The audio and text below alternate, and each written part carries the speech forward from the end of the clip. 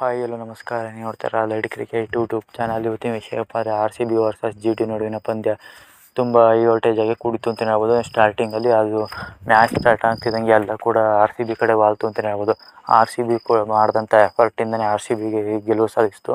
ಇನ್ನು RCB ಬಗ್ಗೆ bowling ಬಗ್ಗೆ ಕೆಟ್ಟದಾಗಿ ಮಾತಾಡಿದಂಥ ಎಲ್ಲ ಪ್ಲೇಯರ್ಸ್ಗಳು ಕೂಡ ಕ್ರಿಟಿಕ್ಸ್ಗಳು ಕೂಡ RCB ಬೌಲಿಂಗ್ ಲೈನಪ್ ಈಗ ಉತ್ತರ ಕೊಟ್ಟಿದೆ ಅಂತ ಹೇಳ್ಬೋದು. ಇನ್ನು ಕಮ್ಬ್ಯಾಕ್ ಮಾಡಿದಂತಹ ಮೊಹಮ್ಮದ್ ಸಿರಾಜ್ ಅವರು ಕೂಡ ಮತ್ತು ಎಸ್ ದಯಾಳ್ ಅವರು ತಿರುಗೇಟು ನೀಡಿದ್ದಾರೆ ಅಂತ ಹೇಳ್ಬೋದು. ಇವರಿಬ್ಬರು ಪ್ಲೇಯರ್ಗಳಿಂದ RCB ಕಮ್ಬ್ಯಾಕ್ ಮಾಡೋದು ಕೂಡ ಉತ್ತಮವಾಗಿತ್ತು ಮತ್ತು ಎಕನಾಮಿಕಲ್ ಆಗಿ ಕೂಡ ಇಬ್ಬರು ಇದ್ದರು ಅಂತಲೇ ಹೇಳ್ಬೋದು.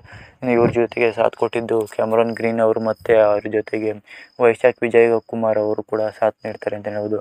ಇನ್ನು ಈ ಕಂಪ್ಲೀಟ್ ಬೌಲಿಂಗ್ ಅಟ್ಯಾಕ್ ಕೂಡ ಆಗಿತ್ತು ಅಂತಲೇ ಹೇಳ್ಬೋದು ಇವತ್ತಿನ ನೋಡಿದರೆ.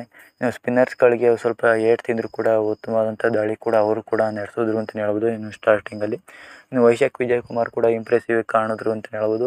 ಇನ್ನು ಅವ್ರಿಗೆ ಕೂಡ ಏಟ್ ಕೂಡ ಆಯಿತು, ಆದರೆ ಒಳ್ಳೊಳ್ಳೆ ಕ್ಯಾಚ್ ಹಿಡಿಯೋದ್ರ ಮೂಲಕ ಚೆನ್ನಾಗಿ ಪರ್ಫಾರ್ಮೆನ್ಸ್ ನೀಡಿದರು.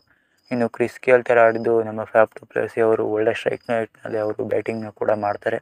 ಇನ್ನು ಅವರಿಂದನೇ ಅಂತಲೇ ಹೇಳ್ಬೋದು ಇದು ಈಸಿಯಾಗಿ ಗೆಲ್ಲೋದಕ್ಕೆ ಚಾನ್ಸ್ ಆಗಿದ್ದು.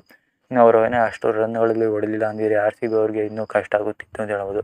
ಇನ್ನು ಅವ್ರು ಔಟ್ ಆದ ನಂತರ ಮ್ಯಾಕ್ಸ್ವೆಲ್ ಅಂತ ವಿರಾಟ್ ಕೊಹ್ಲಿ ಸಿಂಗ್ ಅವರು ಇನ್ನು ಕೊನೆಯದಾಗಿ ನೋಡಿದರೆ RCB ಅವರು ಉತ್ತಮವಾದಂಥ ದಾಳಿನೇ ನಡೆಸಿ ವಿನ್ ಆಯಿತು ಅಂತ ಹೇಳ್ಬೋದು. ಇನ್ನು 13 ಓವರ್ಗಳಲ್ಲಿ RCB ಅವರು ಫಿನಿಶ್ ಮಾಡಿದ್ದಾರೆ ಅಂತ ಹೇಳ್ಬೋದು.